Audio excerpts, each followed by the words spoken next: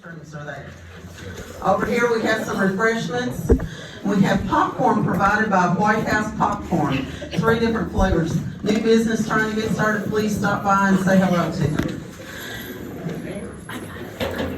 And we certainly appreciate them bringing their popcorn. And I'm going to invite up Alvita Bryant. She's one of our chaplains. We have 2. And she's going to lead us in prayer.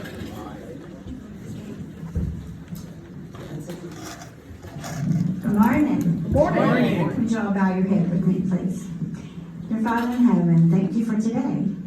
Thank you for each CCRW lady that's present. Thank you for our candidates and their friends that have come out today to talk about what they believe and why they want to be elected for office. We pray for your wisdom and your direction for all our candidates that are running for office to make Clark County a better place to live. We are so thankful for their friends that have come to support them, the ones that are running. We also want to pray that you keep our United States of America in your loving care. You are a true source of cherished rights to life, liberty, and pursuit of happiness. We love you, Lord, and we thank you for loving us. Father, keep us safe and in your care. These things I pray in Jesus' name. Amen. Thank you, Abby. And now we have a huge treat. I think you all probably know Lisa and Greg Rieger.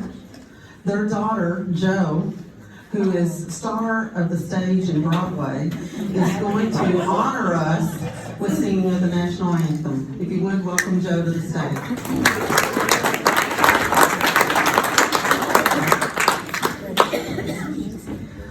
Oh, say, can you see by the dawn's early light what so proudly we hailed at the twilight's last gleaming, whose broad stripes and bright stars through the perilous fight o'er the ramparts we watched were so gallantly streaming, and the rocket's red glare, the bombs bursting in air, gave proof through the night that our flag was still there.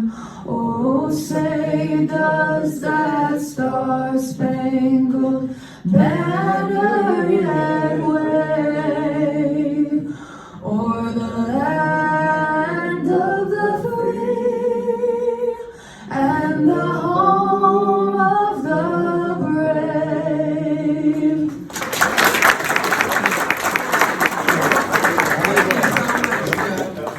So are you appearing in a play now? In between? a few months. What's the name? Sweetie Todd. Oh, you're not going to be the slitting of the throat person, are I you? think I might die, but not.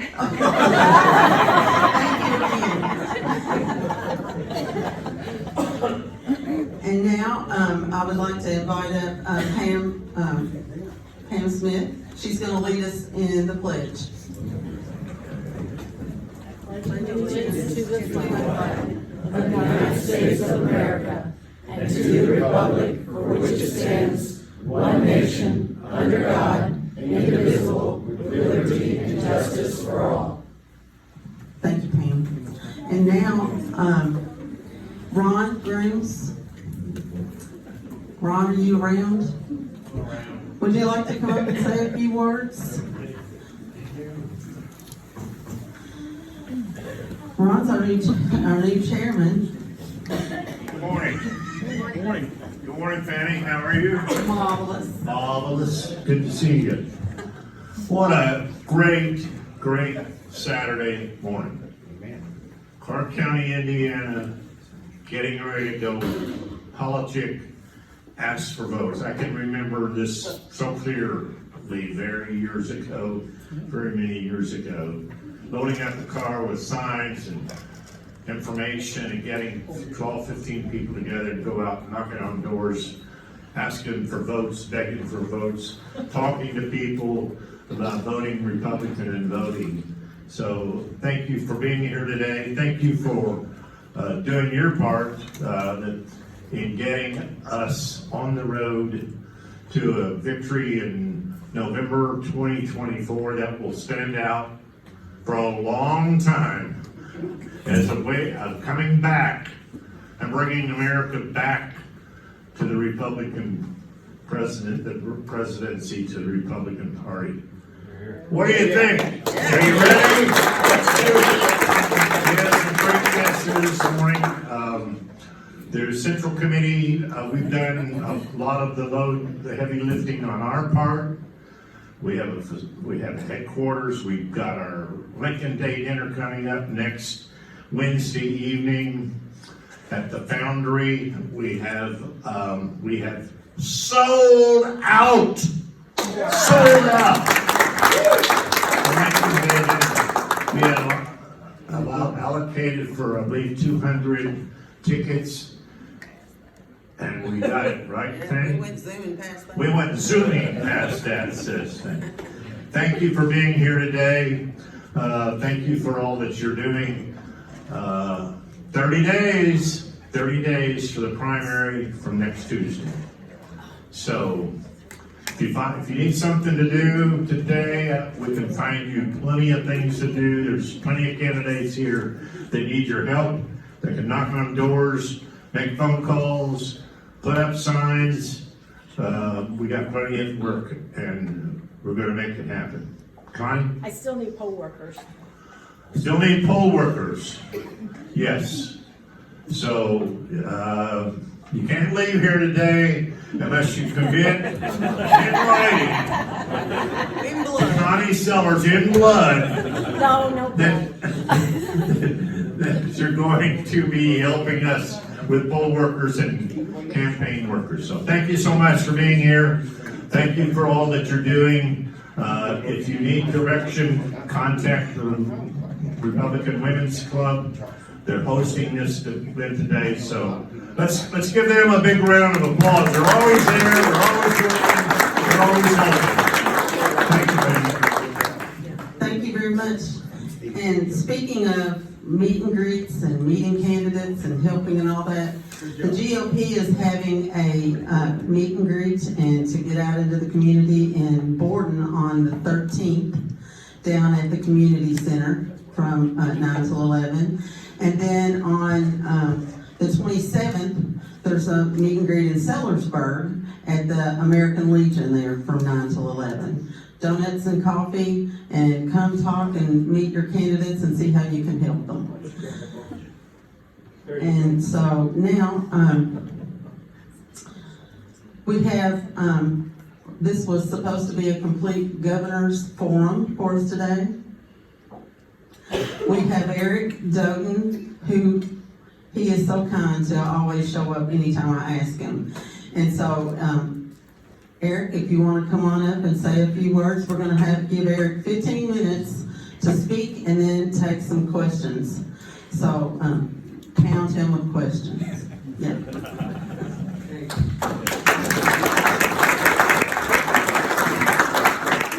Well, good morning. It's always easy to show up for Mandy. She's a lot of fun. We've always enjoyed our time together.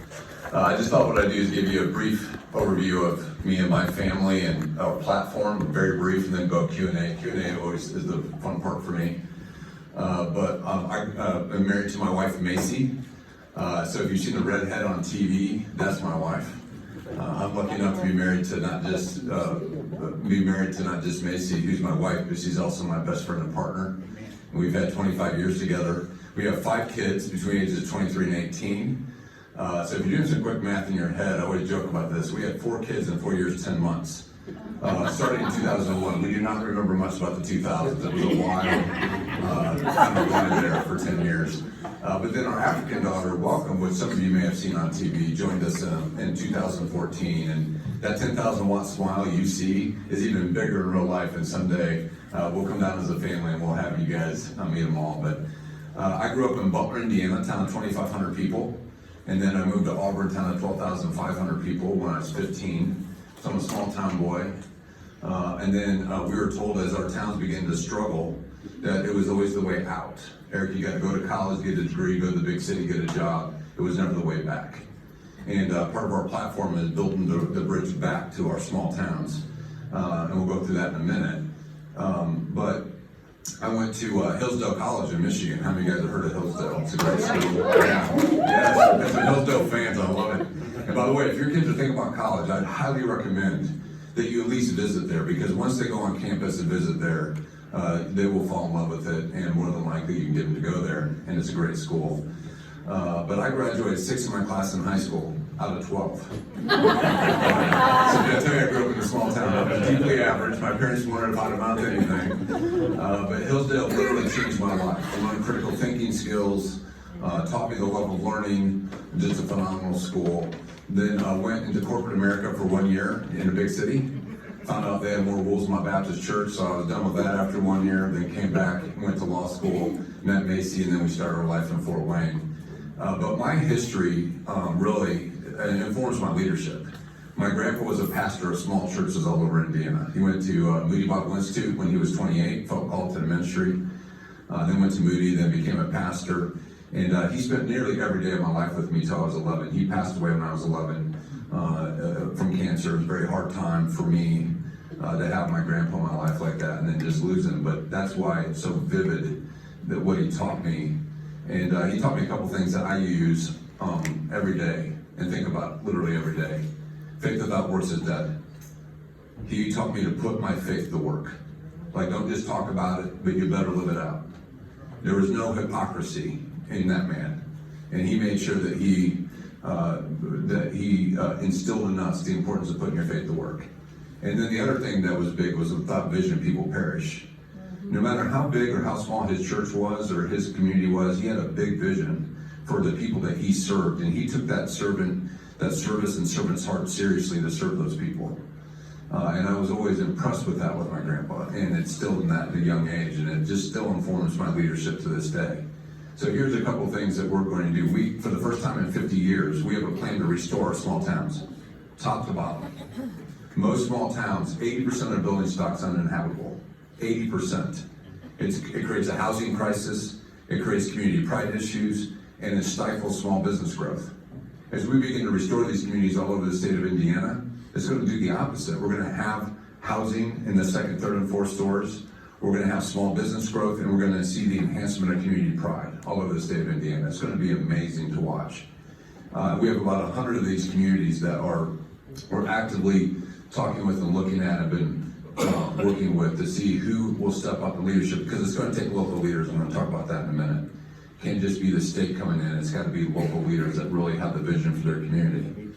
But the second thing is I'm ardently pro-life. What is the point of having a great economy in Indiana if we don't protect the vulnerable? That's why I'm ardently pro-life. You know, and ardently means passionately, if you want to look it up. Because it's a human rights issue and a religious issue for me. But we're the first candidate in the country to come up with a zero-cost adoption policy so that our 13,000 kids in foster care can get into loving homes as fast as possible. This adoption fund, this adoption fund will not only help pay for adoptions, but the real cost for people that adopt, especially our kids in foster care, is the aftercare, the years after they adopt, where sometimes you have $5,000, $10,000, $15,000 events every year. And what's the number one thing that causes marriages to crumble? Money, finances, we all know that. This adoption fund will strengthen families and help families who are loving on our kids and give them the best possibility to be successful. And then the last thing you can expect from me that we'll talk about before Q&A is bureaucracy. We have 30 agency heads that employ 30,000 people in the state of Indiana. They spend $22 billion of state money and $22 billion of federal money every year. And how well that you staff those agency heads, how well you hire, has a direct impact on how well they serve us as Hoosiers. And so I've said, and I'm the only candidate that said this, that every agency will have to reapply for their job. What does that tell you? Yeah. We're going to have really gifted agency heads. Anyone that knows me knows this. I'm highly relational. I'm a very relational guy. I enjoy people. I would love to relate to them. But I'm also a man of strict accountability. And we will have accountability with leaders. If you raise your hand to lead, you will be held accountable for results. Period, end of story, under my leadership. So what we're going to do is, we've been on the road 3 years trying to find the best leaders we can. We have a running list of everyone, and if you're interested in being in leadership or serving, let us know. We're keeping a running list of talented people so that we can bring the 30 best agency heads possible and make sure that we rein in bureaucracy and serve the people of Indiana. So that's kind of our platform in a nutshell. Every one of our ideas are on dodenforindiana.com. They're in writing. And here's what I can promise you. You can read them all in under 7 minutes. So if you click on it, it's an executive summary format. I don't know about you guys, but I do not like long-winded documents that I have to take forever to read. So you can read them in under 7 minutes. With that, I'll open it up to Q&A, and we'll see what's on your hearts and minds. Now, I know this is an active group, so do not act like you're shy, because that is not the case. Question? Oh, well, I'm not sure. No one else is gonna ask. I'll ask. I've heard it. I've heard this. You talk all over the state, Erica. I love your heart. But can you hit on a little bit of the education crisis that we have, and what you would do as governor to help stir up education and get the woke stuff out of the schools and get us back to actually teaching our kids? Absolutely. So, first of all, let's start with the big picture. We have a constitutional obligation to educate our kids. It's in the Constitution. It's an obligation that we have. We have also, I believe, a moral obligation to educate our kids with excellence. So these are the focuses that we're focused on. But also, we think that parental choice is key. And that competition is key. That's why I'm a big fan of vouchers, because vouchers have given families options, and options create competition, and competition creates accountability. All right, and so what I've even heard from my public school superintendents privately behind closed doors is that they have said that the competition has forced them and made them better. Now, they don't say that necessarily in public, but behind closed doors, that's what they tell me. But we also have a teacher crisis. So I'm going to not dig into the big details, but the small details. 2,500 people get their license, and within 1 year, 40% of them leave the industry. And that attrition rate has caused a crisis all over the state of Indiana, especially in small communities where we don't have enough teachers to teach our kids. So we have a teacher investment program that we proposed that we have to work with the General Assembly on, but our proposal is that teachers will be income tax and property tax free.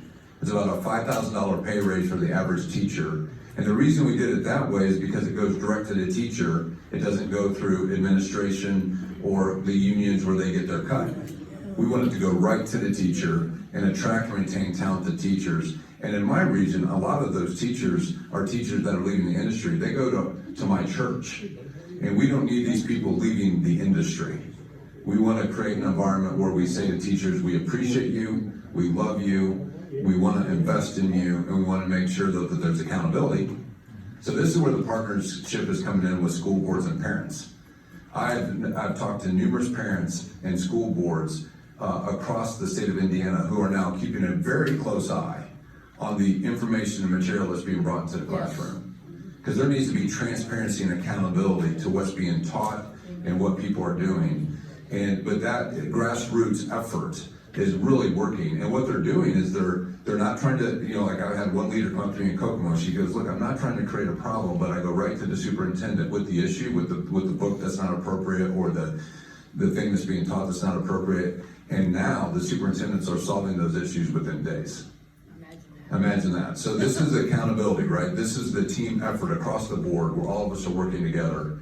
And then the last thing that we're really going to focus on is early childhood education. You guys are aware that we struggle with our third grade reading and attainment. We have $1 billion that is coming free in our budget because of good fiscal responsibility. We've been paying off some debt more quickly than we anticipated. $1 billion coming free. And we put a stake in the ground that we're going to have that money go to early childhood education and make sure we solve this problem. One of the most important things we can do as leaders is give our kids a great future. And to do that, we have to give them a great education. Education not just about reading, writing, and math, but about character. There's a lot of schools now that are really beginning to address character as one of the key components of what they're teaching kids. And I think that's really an important thing that we need to do as leaders is teach our kids the importance of character and then how to get along with others, we're all sitting here on these phones. We kind of forget sometimes how to interact with people. And then, there's competency, right? The ability to read, write, do math, and the things that we know are important, but it's all three that should be being taught from my perspective. Yes, sir. Along those same lines, in the state of Indiana, is there a mandatory civics course? I mean, mandatory. I mean, all schools, not because I know some schools do have it, but I think to me, to be able to solve the nation's problems within a community, you have to be able to talk to each other and have respect for somebody else's opinion and to talk to people. And I think that that's, again, like you. I got 3 minutes. Yeah, I know. Sorry, keep going. But kind of along those lines, like teaching, Yeah. like it's okay to do that, to have a talk about something as opposed to a shouting match. Agreed. And so it's going to be interesting to work with the General Assembly on civics. I think there is some talk about having civics courses taught, and I think that there's a lot of people beginning to integrate that into what they're teaching kids. Look, we see it even in my own family. These phones create a bit of isolation, right? They kind of come in the house, they go up to the room, and they disappear. And we've worked really hard to try to get our kids back and engaged in civic conversations and make sure that we are conversing together and not just sitting there separately on our iPhones or on our computers. And I think this is going to be a continuous challenge for us as a society and culture, given where I don't think we're going to get rid of the iPhones and the computers. We just have to learn how to engage with them. Yes? And along those exact same lines, what about our bathrooms? Are they going to be male and female? Our locker rooms, male and female, boys, girls? To me, this is pretty simple. Male and female. Yeah. Let's keep it simple. Let's not make it But complicated. is there there are already in the state of Indiana schools that don't have that. So is there going to be a way to change that? Well, that is something that we'll have to discuss. Obviously, look, if the government doesn't make laws, we have to work with the General Assembly to see if they're willing to take that issue up. But, I think from a simple leadership perspective, you have males, you have females. This is common sense. Yes, ma'am. I think this time for one more, I think, right? Or we have 2 more? 1 minute. 1 minute. Okay, one more question. Yes, ma'am. So if the government tries to implement fear in us, would you believe that it'd be good to put us back under a lockdown or mask?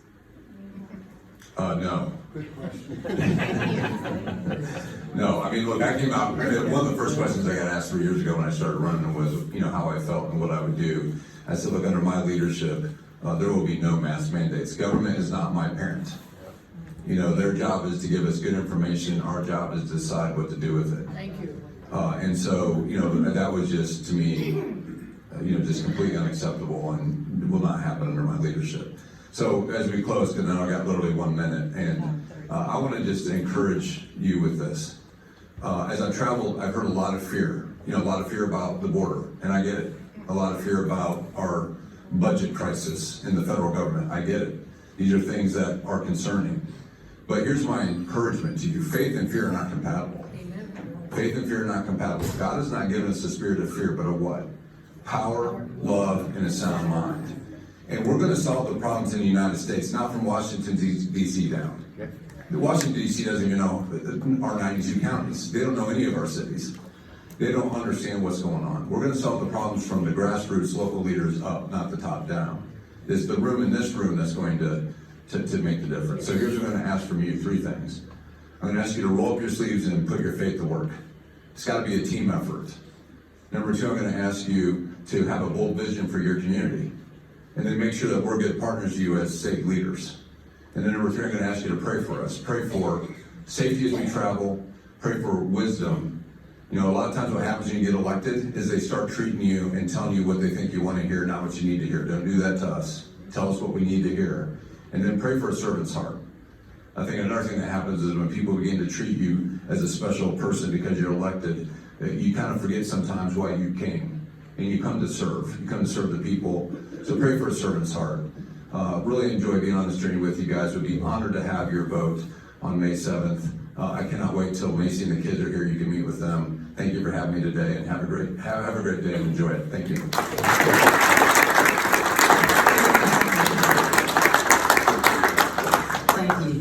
Thank you. Now, like I've said a few times, we have popcorn over here because we don't have movies. We had 3 3 of the governor candidates that have sent video. We're gonna have one, and then we're gonna, Micah Beckwith, who is so far the only lieutenant governor candidate, and he's gonna speak for a couple minutes. But right now, I'm gonna start one of these videos. So come get popcorn, and I've been told, make sure you stop by the table before we all leave, you're gonna get a bag to take home.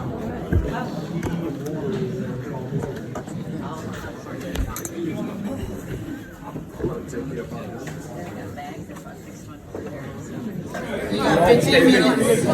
Take questions. I need a crew. Pop this crap down. Like everyone else. No.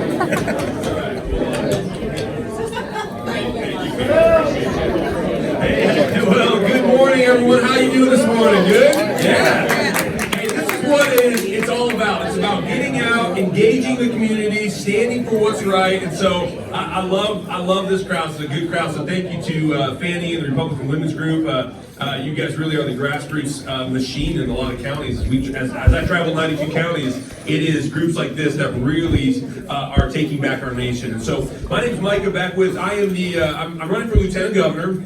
I'll get into, it's a little unorthodox the way I'm doing it, but I'll get into that in just a second. But my background, like Eric, I actually didn't go to Hillsdale, but I grew up in Hillsdale. So Eric went to Hillsdale, so we passed each other. So I came down to Huntington College, that's where I went to college. That's how I became a Hoosier. But my parents are involved in the college. My parents were a part of the Michigan Dairy Association. I've been my grandpa and great grandpa were farmers. My mom and dad actually created a company called Denali Flavors. My dad is the inventor of Moose Tracks ice cream, and so that's kind of how we got into that. So that was fun growing up with that. We had the little peanut butter cups that are in Moose Tracks. My dad has the patent on those, and so he would have these little baggies of peanut butter cups in the freezer, and they were samples. So when he was doing sales calls. And my brothers and sister, we'd all sneak out to the freezer and grab those little samples, and we'd eat them. And then he'd go out to get them for a meeting. He'd come back in the house. Who ate my samples? Who ate my samples? It's like, Dad, you can't create ice cream and expect your kids not to actually eat it. All right. So anyway, that was my background. And I'm a small business owner. I got into the business world. I went to school for economics, and I've been a small business owner really since the time. I mean, even with Dad, I have worked in the family business, and I've owned a couple embroidery and screen printing promotional products businesses, and also a music school. I have a passion to train up the next generation. I love pouring into the hearts of those who are coming up in legacy. Who's the legacy that we're leaving? Who are we pouring into? And so that actually led me into what really I'm passionate about, and that's speaking truth. And I got into the ministry. I became a pastor. And if you would have told me that was my direction, I would have probably said in college, no, you're crazy. But God really has a funny way of getting a hold of you and directing your steps. Scripture says the man plans his way, but the Lord directs his steps. And that's exactly what's been going on. And so for me, I've been in ministry for about 17 years now. I've worked with students for much of that time in youth ministry. But I started realizing something back in about 2015 that was very concerning. I had students come to me and say, Pastor Micah, I believe that communism is the best form of governance this world has ever seen. They'll say, and I would say, wait a sec, what are you talking about? I know American history. I grew up in Hillsdale. I know Hillsdale College. I'm friends with President R. I know constitutional knowledge. Where are you learning this? And they would always say, in school, in Indiana. This is not New York. This is not California. All right, this is Indiana. I had a sit down with a student at Butler. He was a poli-sci major. He was a junior. Okay, so this is not a young kid. And he literally told me that he hopes America is a communist nation in 25 years because he believes that would be best for all people involved. And I said, well, show me in history where that's ever happened. He said, well, we've just never done it right. I said, you're an idiot. And I love you as a pastor, but you're an idiot. That's just foolishness. I started seeing that.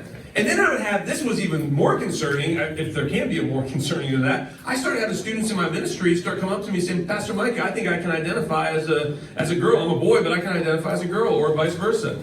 And I'm like, what is happening? And the Lord really hit me. He said, Micah, there is an assault on truth in this country, and if the church doesn't stand up, then you will lose this country in the next generation. And so that really then birthed in me this desire to get involved. And I've always been in the Republican Party. My parents were really involved in the Republican Party in Michigan, still are to this day. But I said, okay, it's time for me to now pick up the mantle as next generation conservative leadership. In 2016, I got involved as delegate. I ran for delegate and won, and I've been a part of the party ever since, pushing for truth. And I believe that's the key right there. You have to know the truth. I mean, we believe that freedom is paramount to the American way of life. Amen? That's right. But what does Scripture say about freedom? In John 8:32, it says, you will know the truth, and the truth will set you free. Okay, so freedom is contingent on knowing truth. The reason that the enemy, and I would say the devil's voices, are going after our schools, going after our children, and teaching them lies is because he knows that if he can win the world of lies, if he can win this war with lies, then freedom will fall away. You can't be free in a culture that accepts lies. It won't work that way. God's word says it very clearly. You have to know truth, and truth will lead to freedom. That's why all throughout our history, when our founding fathers stood up and told King George he can't do what he was doing, they were speaking truth. It produced freedom. When we stood up in the Civil War and said, you can't be doing what you're doing to people, our brothers and sisters who have a different skin color, it produced freedom. When we stood up in World War II and we told Adolf Hitler, you can't do what you're doing because it's a lie that you're trying to communicate, and we're gonna stand for truth, it produced freedom. We will always have to fight for freedom. And the way you do that is by speaking truth. We are in a war for truth, and that's what we gotta do. You bet. So with that, I've started teaching, I've started educating the next generation of people all over the state around what is true when it comes to our history as America. Who are we as a people? I'm a constitutional literacy teacher as well for a Christian school in Carmel. I do that once a week at a school there. So I always am teaching on the American way of life. And the things that I've noticed in the country is that Indiana is going to have to lead the way nationally. You look at Michigan, you've got Comrade Gretchen up there who's destroying that state, right? You've got Kentucky. There's some bad leadership in the governor's office in Kentucky that's leading us down a very destructive path. You look at Illinois. Don't even get me started on our communist friends over there in Chicago, right? But this is the problem. Indiana is going to have to stand as a city on a hill. And if we don't get it right in Indiana, it doesn't really matter what Washington does. It doesn't matter what the states around it. We're going to crumble. So I jumped in the race for lieutenant governor because I saw two things. I saw one, that we don't have bold Republican leadership very often. I'm done with Republicans who aren't bold. I'm done with conservatives who aren't bold. People ask me, they say, Pastor Micah, how do you know who to vote for? I say the first thing I look for in a candidate, are you bold? Because if you're not bold, it doesn't matter if you and I agree. If you know truth, but you're not willing to fight for it, you're going to do no good. Like you'll just be taking up dead weight, right? So all of that to say, you got to be bold. So I'm bold. I've been fighting the battle for truth in Central Indiana pretty aggressively. And if you followed anything that's been going on in the Hamilton County Library Board, I've been on that board, and we've made national news, and for good reason, because we're going after the pornographic material that's fallen into the hands of children. Yes. We're saying we're not going to allow that here. But it's created a firestorm. And even people in my own party have said, Micah, we just need you to tamp down just a little bit. Oh, so you're okay with a little bit of porn in their hands? Is that what you're saying? Well, no. I mean, we don't. Oh, what are you saying then? Well, we just don't like the conflict. I said, guys, whenever there's a battle for truth, there's going to be conflict. Get used to conflict, right? And that's the problem. I've seen very weak leadership in the Republican Party for many years. I'm done with that. I'm going to stand up. We're going to take it back to where it needs to be. We're going to stand for truth.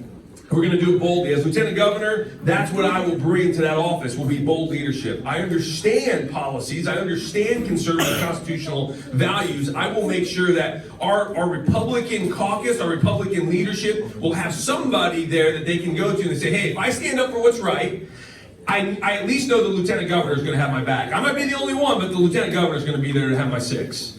So you got someone like Zach Payne, Representative Zach Payne here, right? Zach and I are friends. Sometimes Zach is on an island when he stands up and he speaks truth up in Indianapolis. And I think, where are the other Republicans that will come alongside of him and say, hey, I got your back? Well, as lieutenant governor, he will know that if he's standing for truth and doing something that's a hard thing to do, he'll have the lieutenant governor's support, and I can go out and take the arrows so that he can get the job done as a good legislator, right? So that's one of the reasons I'm running. The other reason I'm running is because I believe in authority the way God has set it up. And Romans 13 says the Lord is the author of authority. He creates the authority within our nation, but also even within our states. And no authority exists without God's ordained ordination of that authority. And so in Indiana, if you may not know this, but the governor doesn't actually have the authority to nominate the lieutenant governor. Do you know who has the authority to do that? It's the delegates in the state convention. We just traditionally, as delegates, always said to the governor, "Here you go. You can you tell us who to vote for." Now, I think we've had some great governors throughout the years, so this is not a slam on any governor, but I just don't think that it's good practice for us to ever give our vote away to somebody else. If you're a delegate and you have the authority to vote for the candidate that you believe should be the representation in that office, whether it's lieutenant governor or attorney general like we'll have at this convention, you should have a choice on who to vote for. Just like Eric Doden said earlier, competition is a good thing. So what I'm doing is running to give delegates a choice. Say, hey, you want another strong conservative, a bold conservative in that executive branch?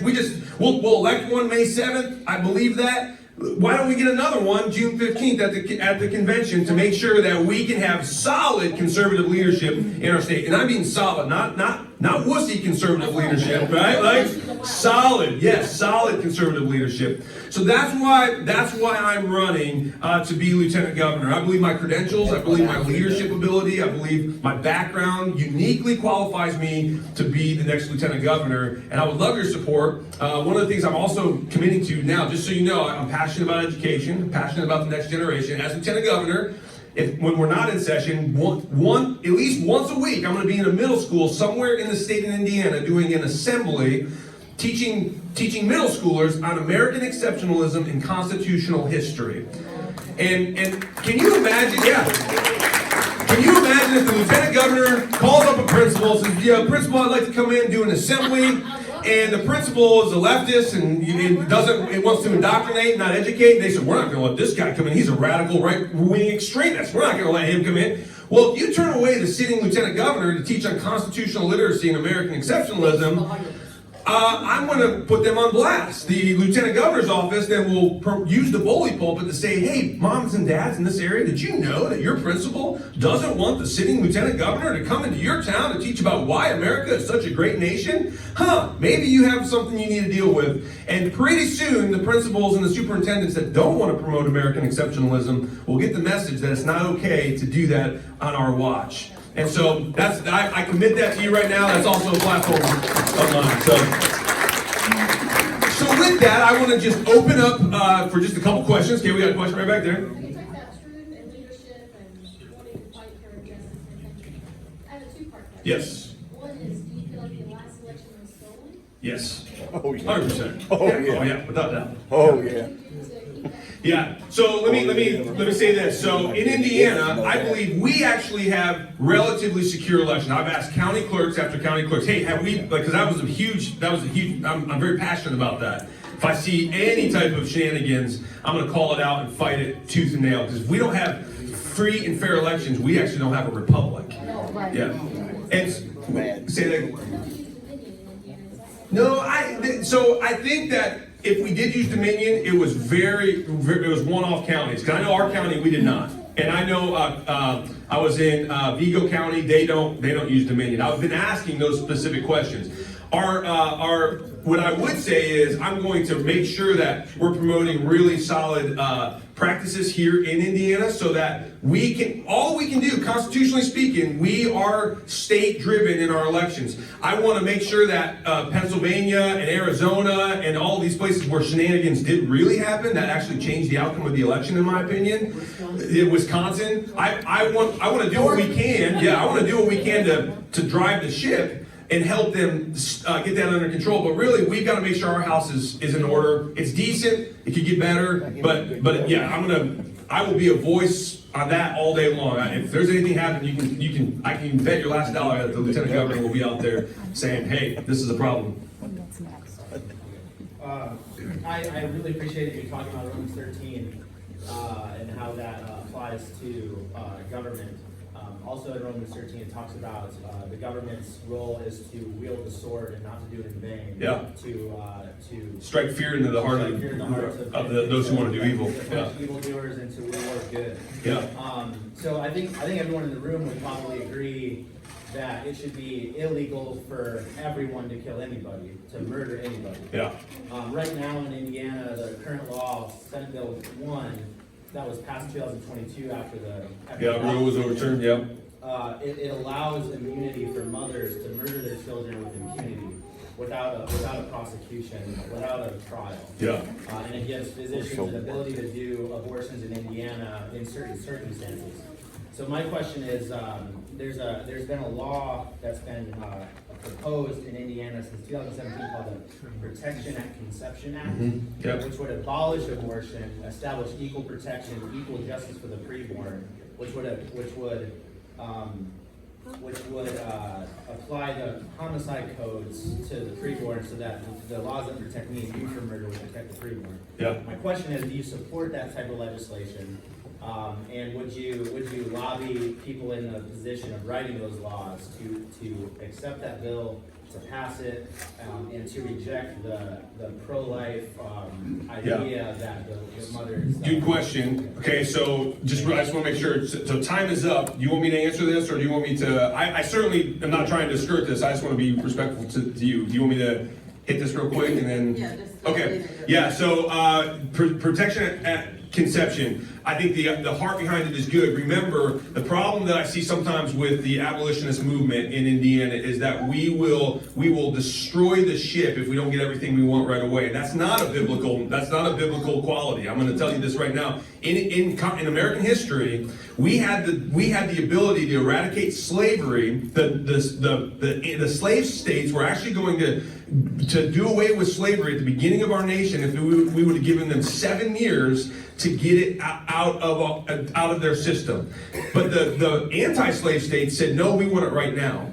What that did was it destroyed any conversations going forward. It led to another 60 years of slavery. It led to a civil war. 700,000 people died because of it. And so sometimes the abolitionist movement, it's the atomic bomb. I'm an abolitionist at heart. I want to see it ended. It's murder. It absolutely is murder. What the Protection at Conception Act will do sometimes, it'll say, if we take any steps towards the right direction, but we don't make it to the end zone on the first play, then we're done. We're not going to talk. And that can't be how both sides come together. And so I love Kurt and Isley. I love John Jacobs. They're friends of mine. I'm not saying that they have bad intentions. Sometimes what I'm saying is they want to drop the atomic bomb on every battle that they have. And we would have never won World War II if we just went in there and said atomic bomb, atomic bomb, atomic bomb. We had to do it at the right place, the right time, but it was after years of taking inch by inch by inch. And so that's the thing about these protection at conception. Now I will say this: murder is murder. God says do not murder. There needs to be repercussions for murder. Absolutely. What that is, if there's a doctor that is trying to skirt the system, let's go after that doctor. We need to protect life, and we should always protect life. But how we move that, we got to move strategically down because they're looking at any chance, the left is looking at any chance they can to say, see, Indiana, you did something stupid, just like what happened in Alabama, right? There was the embryo thing that happened, and they bumbled, the conservative movement bumbled that down there. And the left said, oh, see, this is why, Roe, you guys overturned Roe, and now you're messing it all up. We got to be really wise as serpents, but as innocent as doves. And so for me, ardently pro-life, absolutely. I'm going to fight for life because God is the author of life, not death. And our Constitution, our Declaration of Independence is life, liberty, and the pursuit of happiness. You can't be kind of pro-life. You can't be kind of pro-liberty. But how we take those steps to get there is absolutely, we got to do it with wisdom. We can't just say, hey, give us this or else we're going to burn the whole thing to the ground. And I think that's where we've got to learn to work together as conservatives. We sometimes are our own worst enemy. We're very independent-minded, and I love that. But we also say, if you don't think the way that I think right now exactly on how we should get to where we need to get, then I'm gonna shoot you. You're gonna be my enemy, right? And it's like, no, come on, like we've got to like link arms together. And hopefully, as Lieutenant Governor, what I can do is I can bring those movements together and say, hey, I see where you're coming from. I'm just as frustrated as you are, but let's be wise about this and let's move down the path in a way that actually produces a victory and we don't shoot ourselves in the foot. So hopefully that answers your question to some extent, but I'd love to talk to you more about that because I mean it's a really valid question, and I know a lot of people around the state who really are very pro-life want to have that conversation just like I am. So yeah. So all right, Danny, thank you so much. I'm sorry I went a little bit longer, but absolutely. Yeah. Thank you so much, Michael. So I've made an executive decision. We've had so many technical difficulties. I am not going to waste everybody's time trying to figure out how to get these videos going. I will put them on our Facebook page so that if you want to see Suzanne Crouch, Brad Chambers, and let's see, who else do I have? Anyway, I'll put them out there. And then I can't think who the third one is. Chambers. Braun, not Ron. Yeah, those three, I'll put them out on our Facebook page. So if you choose to want to watch their video, you can do that. I'd rather listen to someone who took their time to come here. You all feel the same way? And answer questions. So, we do have, Curtis Hill is supposed to be here about 11:30. In the meantime, I'm going to ask Hugh Doty. You're from Sellersburg, correct? I think a lot of us have never met him and don't know anything about him, so we're going to have him come up and introduce himself. He is running for U.S. Rep in District 9. So good luck and tell us all about yourself. Thank you, Fanny. So I was born and raised in New Albany. I moved out here to Sellersburg a couple years ago. And I really wanted to run for this position a couple years ago, but me and my wife decided maybe it wasn't the best time. And this summer, my father passed away, and then I was thinking about life. I'm like, there is no good time. So if I'm going to do it, I want to do it now. Especially with how things are going now, right? We have a wonderful lady. Maybe she doesn't vote the way she says she's going to vote. Maybe she kind of gets pushed over a little bit. I'm a fighter. I've been a fighter my whole life. I have my son back there. I hold him to a high standard, and I have them fight, no matter what. I'm 100% pro-life, and I also like education. I work in education, and I think that our public schools don't get a lot of credit. Now, there are public schools that go way too extreme, but our public educators don't get compensated enough, don't get enough support. We just had someone say that they're out in 3 years, 1 year. I was out in 3 years. I didn't get the support. I didn't get what I needed. And the kids are kind of wild. COVID really messed up a lot of things. Kids didn't have standards. And I believe we have to hold our kids to high standards, teach them the principles at a younger age. That's why we need to advocate for the preschool. Sorry, guys. But I'm a father of 3, I'm a son, I'm a husband. Those 3 keys I take very seriously in everything I do. That's when I look forward to what I'm going to do in the future, I always remind myself, I'm a father, I'm a husband, I'm a son. And what I do then goes forward. I'm not going to do something that compromises the integrity of my family. What I'm going to do is put them on a pedestal first, and then go with the constituents of our area. Right now we have a Republican Party full of rhinos that do what they want to do. They go with the system, they go with the flow. They don't stand up for our communities. We have communities out in eastern Indiana that the state and NDOT wants to put a road through their towns, take their land, for no reason. They have 92% opposition for that, and nothing's being done. They just keep pushing back, like, oh, we'll find a different route, we'll find a different route. If the people of the towns don't want it, we don't need it. In Seymour, Indiana right now, they're trying to make it an inclusive town. And they've been working on it for a while, and now they're shipping migrants there. People there don't want it. The city hall meeting was packed and flooded. Now, maybe there was some miscommunication. They still don't want it. We don't want it here, because if it's in Seymour, it's gonna work its way down. And it's too close home, and Louisville's another one of those big cities that probably gonna incorporate it. If it's in Louisville, it's coming across the bridge. To me, the border is one of our biggest, most immediate needs right away. The fentanyl, I met with Thrive, you all know them? I met with them Wednesday, and they said fentanyl is their biggest problem. Now, they reach out and do recovery, they work with the jails, they work with the sheriff's departments, and they're fighting it, they're helping with recovery. And they're a nonprofit, they do everything they can, but it's still not enough. And none of that's gonna close until we close the border. Now, will that stop it? No. Will it help? Yes.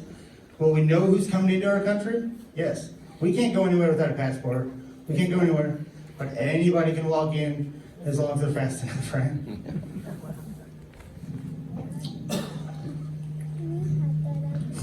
I'm trying to get that to stop. It is trying to hum. If you move, yeah, just kind of move back just a little bit more. Yeah, there you go. Now, I did come behind a really fast, really good talker. I wasn't expecting to speak today, but I'm glad that I am. But I'm like, oh, I hope I don't go in after him. He talks for a living. Like I said, I grew up in New Albany, and we didn't come from much. And I work my way to have a family, have a nice home. I do everything I need to do for them. And I'm gonna fight for the people of our district. We're not just, I believe in the government that we have. I believe in the representatives we have in Indiana. I believe in the governors. I believe we have a lot of good city councilman candidates. The state is gonna be all right if we do our part and elect the right people. Back in Washington, when they go to Washington, they're Washington. I'm never gonna be that. I've never left here, I've never left home. I'm gonna represent our people. But District 9 is a big district, covers a lot of land, but the people are the same. We all have the same faith, we all have the same religion. We're here to help each other. I saw a message on Facebook that 403 was full of trash. I said, I'll go out there and I'll go help clean it up. So me and my kids spent a Saturday, we went down the side of the road, we cleaned up trash all day. I'm always gonna be here to fight for everyone. We're gonna do what we need to do. Get out all the bureaucrats in Washington. I don't have any friends in politics. I don't have any big donors. I'm not going for them. If I'm a one-term congressman, that's it, that's fine. But I know that I'm gonna do it the right way. I'm gonna vote the right way. I'm gonna stand for the people of our district. That's what I got.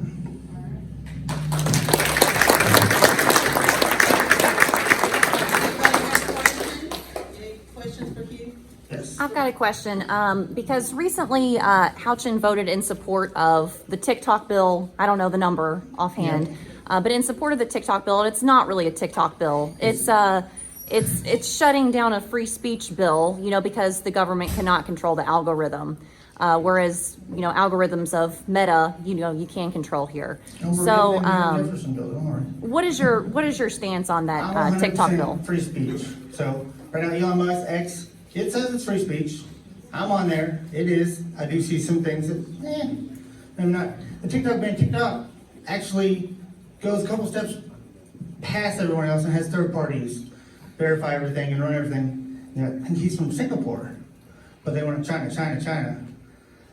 That's just another way of them trying to control us and push us into theirs. Everyone's going to use social media. It's how it has been for 10 years. It's going to continue to be. They're just trying to isolate us into using their Meta, Instagram. I can go on that forever. We have to protect free speech, whether it's social media, news. We don't have a lot of real news networks. No, they forced them out. Now you have to pay for every station you want to see. Exactly. You do have to pay for every station. We have Newsmax is a right-wing organization, but it's still a primetime news network that has to still follow certain standards. Right now we have podcasts. Podcasts is what we have. But can we trust everything that comes from podcasts? No. So we have the option to listen when we want. We have to do our due diligence. We all have the power of all the knowledge at our fingertips. We just got to be able to rifle through BS. Right? We got time for one more question. Anybody else? Yes. Hugh, what's your position on renewing FISA warning? 702. bills and stuff like that, allowing spying inside of the United States by federal organizations on American citizens. I'm an American First candidate. We need to do whatever we need to do to protect America in all aspects. We need to take the measures that we need to do to stop spying, stop everything, stop people coming in our country. I'm not 100% familiar with all of that. I get back to you on everything, but we have to take care of America first. We're sending way too much money that we don't have, our taxpayers' funds, that keep going up, and our wages staying the same. Prices are going up, they're staying the same. And with that, we have to keep in mind that we have to spend money to protect ourselves. Is that right there? We have to protect ourselves in this modern world with all the social media and technology that everything can be spied on. Our phones, everything. We have to take steps into doing that. Anybody else? Okay. Thank you very much.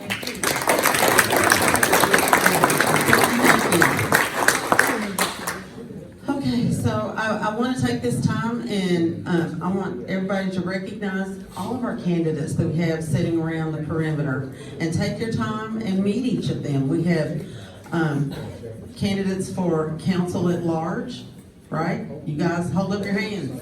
Council at large. We have the judges back there. We have them. Go judges! And also, let's give a round of applause of appreciation to all of our candidates, please. And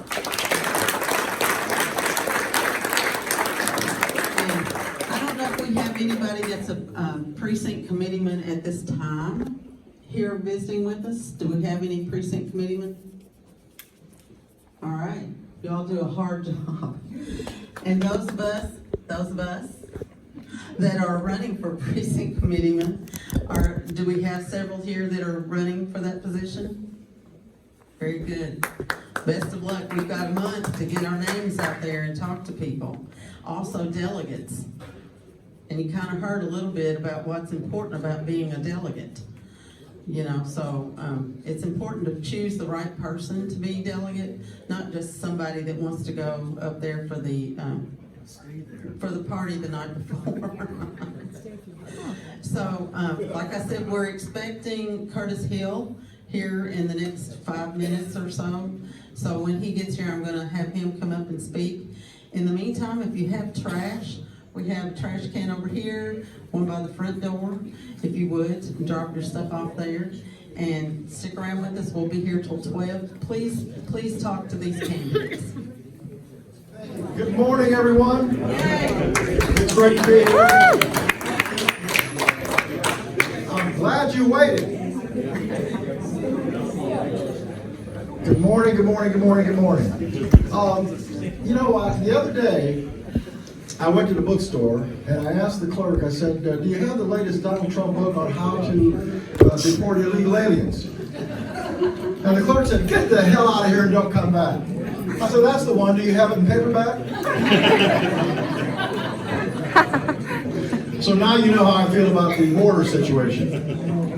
It's great to be here. My name is Curtis Hill. For those of you who don't know, I spent a career as a prosecuting attorney in Elkhart County, tough as nails prosecutor. Then I was your Indiana Attorney General fighting for your freedom. Had a great time in that position. Now I'm running for governor. And the reason I'm running for governor is that I am convinced that Hoosiers like you are hungry for proven conservative leadership. And when I talk about proven leadership, that means it.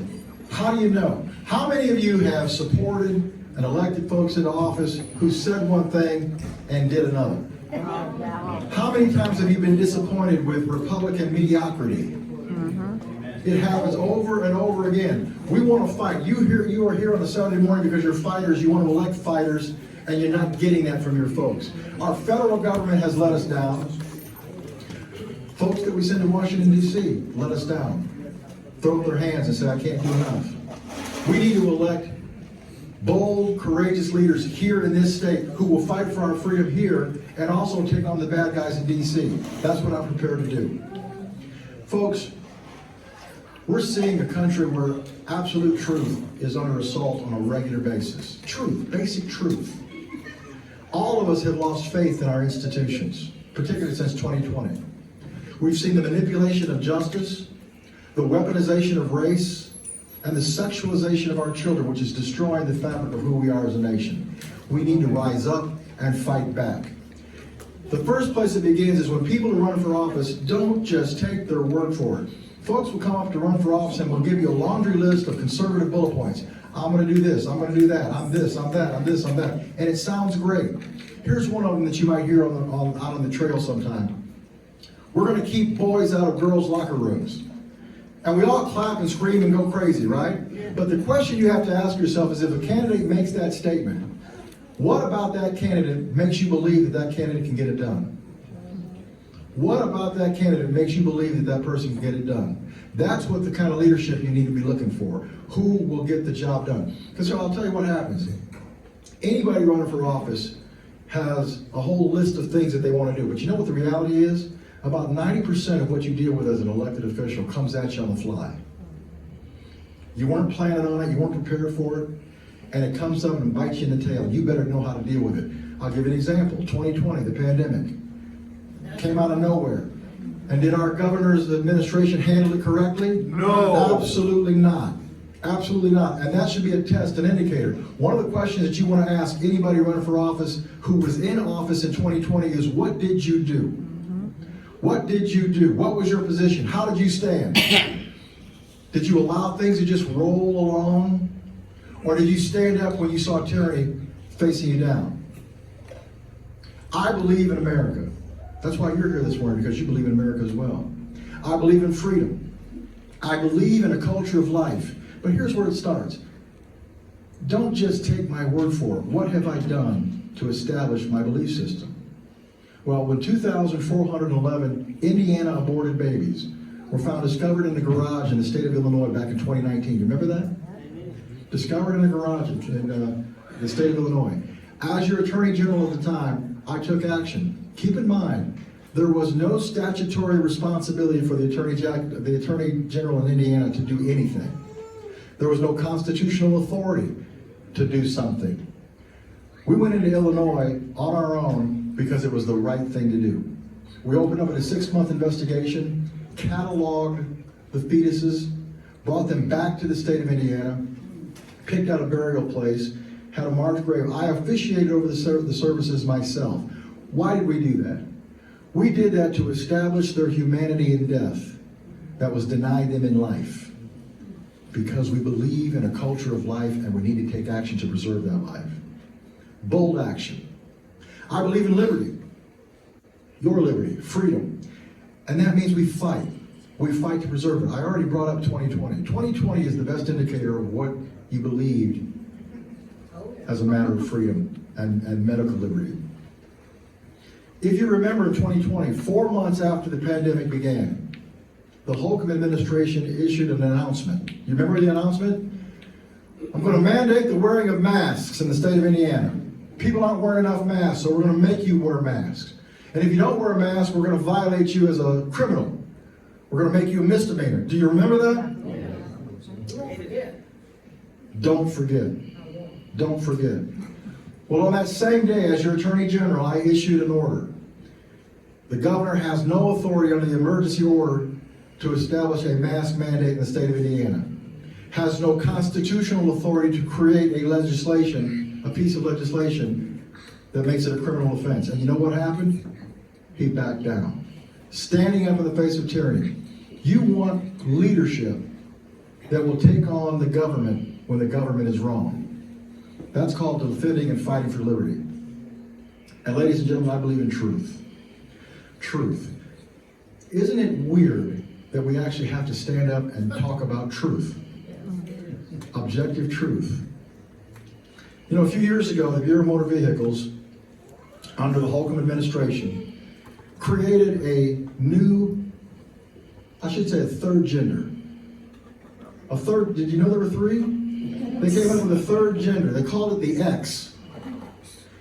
And there are actually people driving around in the state of Indiana with a driver's license that has an X on it instead of boy and girl. Now, they did this under their rule-making authority. And under the rule-making process, it had to come through the Attorney General's office, and I got to review it for form and substance, or form and legality. I shot it down. The reason I shot it down is that the truth is there are only two genders, male and female, and that's worth fighting for.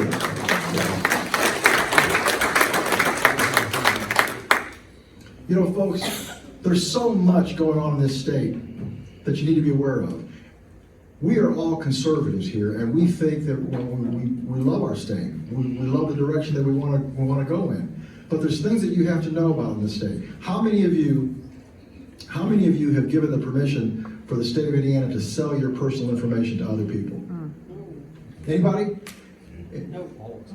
Well, your Bureau of Motor Vehicles, I'll pick on them again, has been selling your personal data to third parties. Did you know that? Last year, they made $26 million selling your stuff. Now, I find this repulsive. When I was Attorney General, I actually sued companies that had data breaches that exposed your personal information to third parties. One in particular, I settled for $20 million. And then I find out that our own state is not just giving it away, is actually selling it. Do you approve of this? No. The other funny thing about this is that there have been Democrat legislators that have tried to stop it. Democrats have tried to put a stop to this process. And you know who's stopping them? Republican leadership. Something is very, very wrong when Republicans are not standing for privacy and freedom. So as your governor, I've got a plan. If the legislature's not going to take action, I'll take action, because the Bureau of Motor Vehicles is an executive branch agency. They work for the governor. I will simply direct the commissioner of the Bureau of Motor Vehicles, no longer will you sell personal information of Hoosiers without their consent. We can do it like that. That's how easy leadership is. And another thing I'll tell you, on the first day of my term as your governor in 2025, I've already determined the first thing I'm going to do. I'm going to pull the state of Indiana out of the diversity, inclusion, and equity zone. Now, it's not that I don't believe in diversity. I do believe in diversity. Diversity is a wonderful thing, but not at the cost of excellence. Inclusion is a wonderful thing, but not at the cost of competence. Equity is a wonderful thing, but not at the cost of fairness.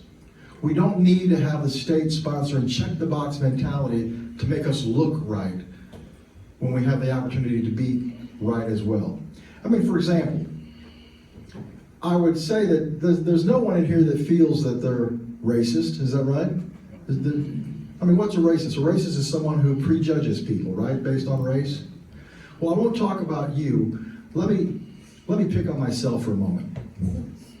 If I'm walking down the street and I see some black guy with pants hanging down his pants, you see the crack of his tail, you know what I'm talking about? Hat on backwards, dreadlocks, bebop and wall. I'm thinking gangbanger, drug dealer. Sorry. That's what I'm thinking. Or if I see a white guy, bald head, tattoos on his knuckles, all up his neck, on his head, I'm thinking white supremacist. I'm stepping across the street. Sorry. Now the guy could be a Sunday school teacher for all I know. But that's what I'm thinking. Why am I thinking that way? Because we are conditioned to summarize people based on what we see, what we think, what we believe we know. We all do it. Let's suppose, anybody here would like to win $25,000?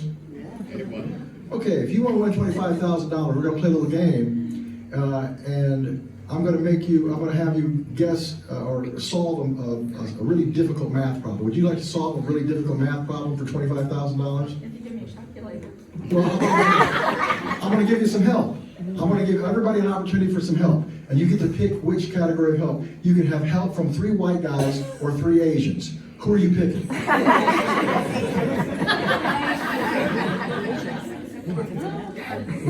Who are we picking? Asians. We're picking the Asians. Well, now why are we picking the Asians? Because they're usually smarter. They're usually smarter. There is They're educated. We're saying the same things. We think that Asians are smart, right? 3 white kids, 3 Asian kids, go with the Asians. Oh, the Asians are smart. Now, that's not a bad thing to say that about Asians, is it? Well, you're thinking that's a compliment. We're saying Asians are smart. What are we doing? We are prejudging other people based on their race. Isn't that a prejudice? We all have a tendency to do these things. Now, the point of, well, before I get to the point, I'll give you a way out. Say $25,000 prize, but then now we're going to go to the park shooting baskets. You got 5 white guys and 5 black guys. Who you taking? Very good. These ladies have obviously seen me before.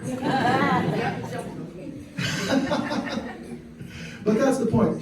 We can, through a simple, short little exercise, we can have a really truthful talk about race and really get to the issues. We can start talking about how we can empathize with attitudes and get some real work done instead of this check the box identity politics that really makes people resentful, if nothing else.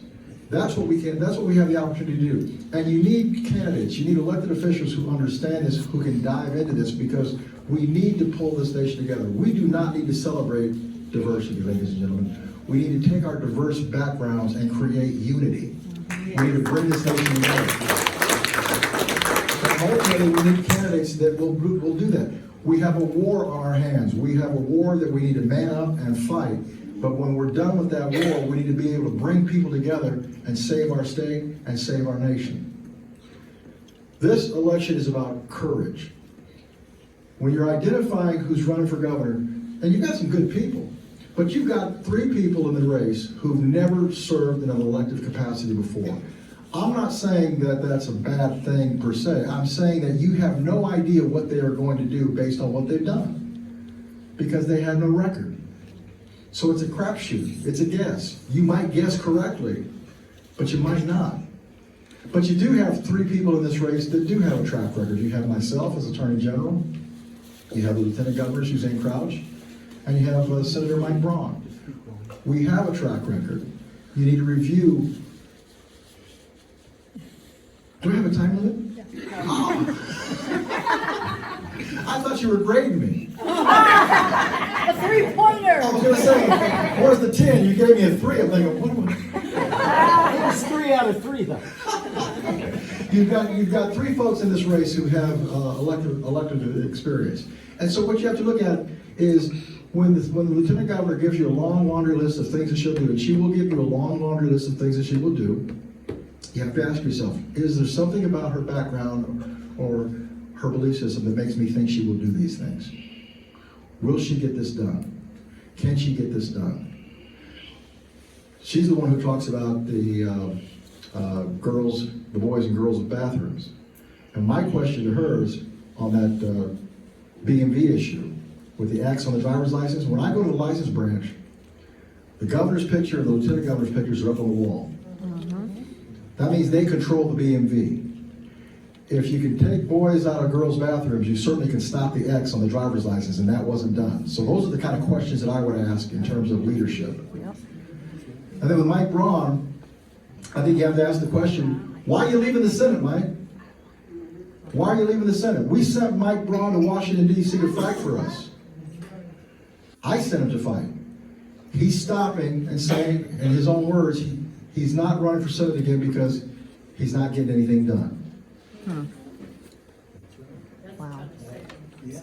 That's sort of telling to me. That's telling to me. So what's he going to do here? Those are the questions that you need to ask going forward. From my perspective, I've got the history. I'm a fighter. When you're a fighter, when you're the most conservative person in the state, when you've got 1.6 million voters behind you, I had 80,000 more votes than Donald Trump in 2016. And what that did was a great achievement, but it put an X on my back. Because right away you get targeted for takedown. But the only thing that you do is when you respond, you stand back up and you fight even harder. And so we're back fighting even harder because we want to make Indiana the safest place to raise a family, the smartest place to start a business. Indiana is a It should be the heartbeat of the nation. We are certainly at the heart of the physical nation. We need to be the heart of the nation, the spiritual heart of the nation. And we can do this by getting it right, by getting truth right, by getting justice right, by getting our heads right on race, by eliminating this sexual assault on our children, preserving our state for families. We have a lot to do, but it takes leadership, folks. And so what you have to look at is, make up in your mind, are you looking at the man who has what it takes to get the job done? If you feel that way, then I would proudly accept your vote on May 7th. Thank you very much, and God bless you.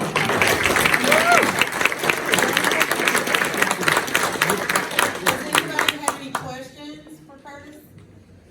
IEDC, what would you do with it? Say that again, please. The IEDC, what would you do with it? At the very least, we put a major thumb on them. The issue becomes, do we get rid of them altogether? IEDC is a shadow government. They are running the show. The Economic Development Corporation is running the show in this entire state, joined by the Indiana Chamber. And they are forcing things forward. This project they have up in Boone County is a prime example. That's a taking. That's a taking. They're picking winners and losers. They're acting as a developer. There's a place for an economic development corporation to be able to provide assistance and guidance and assist the entire state. There's a process there. That's gone long and far away from that process. So it needs to be at least retooled, if not removed. Yes or no answer? Is the 2020 election stolen? I can't answer that with a yes or no. It's too complicated. What I can say is this. There were many anomalies with what happened in the 2020 election. And keep in mind, I'm a prosecutor, so I go by evidence, and I don't have the physical specific evidence moving forward. What I do know is that I went to bed at 2 in the morning with President Trump being reelected, and I woke up at 8:30 or 9, and he wasn't. And so something happened. Now there's a whole laundry list of anomalies that are actual factual things that occurred that get you that you don't even get to the point of whether it was stolen or not that actually occurred. The problem that we have is that we have a fractured process of elections, and I'm not calling for national elections. That's not the answer. But we have to address the mail-in ballots. We have to address the fact that every day that you move away from election day is a greater increase for fraud. If you have election day voting, you have securities that are in place to prevent fraud. Every day you move away from that, you increase the odds of fraudulent behavior. So we need to be very wary of that. I've had people who say, well, do you support paper ballots? Because that's the answer. Whether we get paper ballots or not is not the answer. The answer, if you have paper ballots and you have somebody who's willing to engage in fraud and use those paper ballots in a fraudulent manner, you will still have fraud. So it's much more than what the mechanism is. We have to have procedural safeguards. Indiana does, one of the things that Indiana has done right for a number of years is voter ID. Yes. Voter ID is a fantastic idea. I travel around a fair amount in other states, helping other states get their voter ID on the books, and we had to fight it. We had to fight this whole accusation of racism, suggesting that voter ID was detrimental to black voters. And I said, I know a whole lot of black people, and they all have driver's licenses. I don't know anybody who doesn't have an ID. You need an ID to do everything. So this idea that, well, we can't have voter ID because it hurts black people, that's an insult to black people. That's suggesting that black people are either too stupid or it's just ridiculous. But you've got folks like Stacey Abrams down in Georgia making these crazy claims. So we needed to have people who could stand up and oppose those kind of positions. So we do have significant problems with regard to fraud in elections across the board. And it's here in Indiana as well. Don't think that we're that safe. There's things that we need to be doing to improve that. Other questions? We have a lot of investment in Indiana right now. And some of it is right here in Clark County. My question is, how is that investment, what's the bottom line? How is that investment in Indiana affecting me as a taxpayer? Are we paying more to get it here we're going to get back?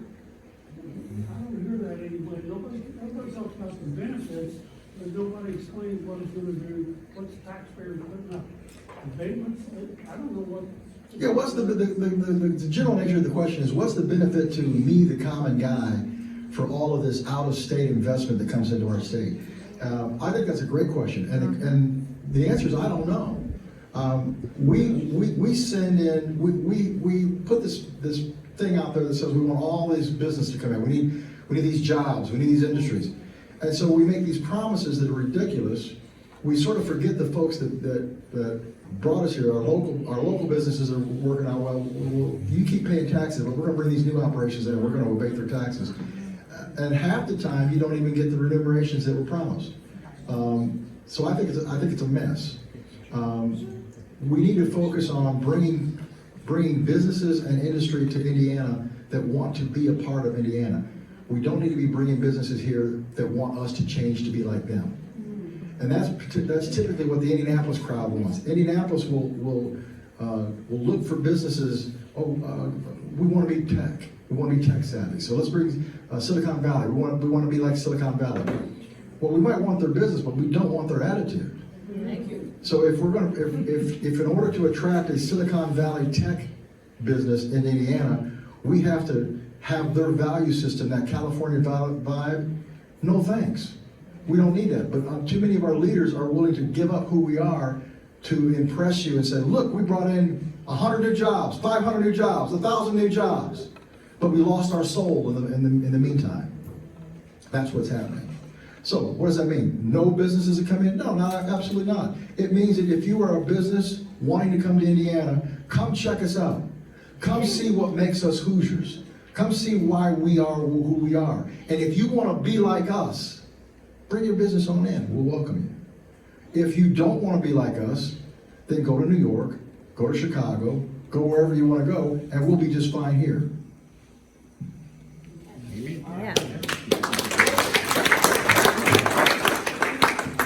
Curtis, when elected, will you work with conservative legislators like Zach, like myself, like John, to divorce ourselves from a lot of this federal overreach and reject these federal dollars that are placing restrictions on us that are extra constitutional and very inappropriate for our state? Absolutely, absolutely we'll do that. When I was Attorney General, I was one of the AGs that sued Obamacare.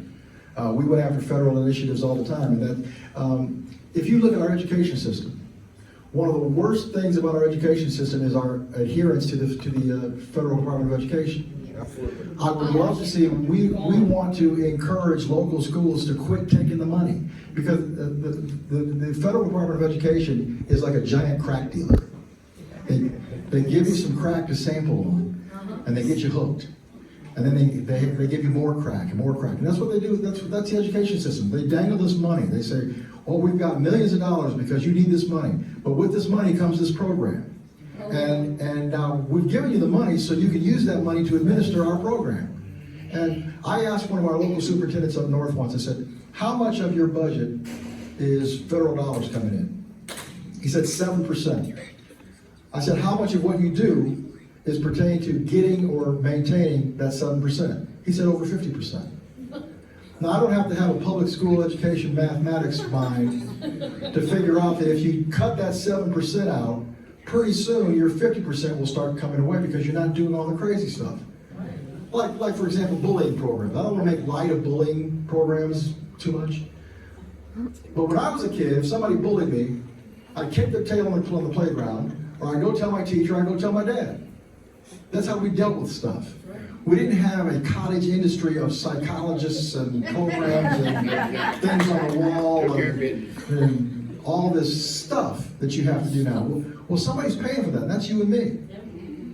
So we have to stop. To your point, the Department of Education is a prime example of where federal dollars come in and is screwing up our ability to deal with things on a local basis. Absolutely. Now, having said that, it's not just the federal stuff, we do it at the state level too. The Indiana Department of Education has 250 personnel on their staff, and third graders still can't read. So I'm thinking, why don't we just slice that in half?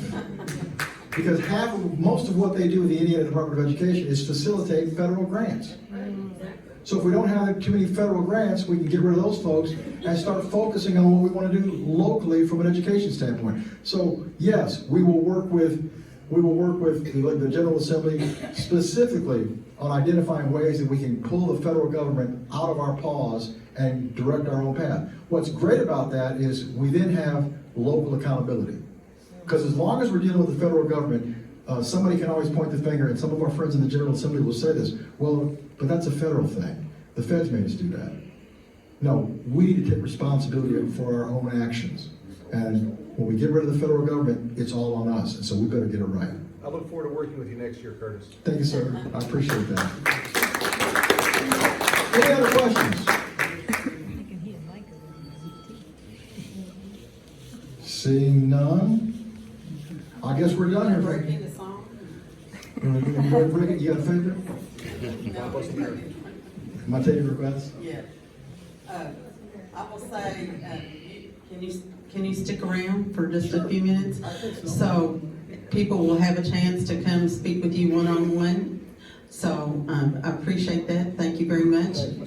And in a few minutes, that I'll be sending them to you. All right, that'll work. Thank you, everybody. Again, I want to thank all of our candidates that came out today. And if you can help them financially, yes, by door knocking, making phone calls, say that financially thing one more time. financially, or any way you can support them. If you ask them, they'll tell you what they need. Please help them.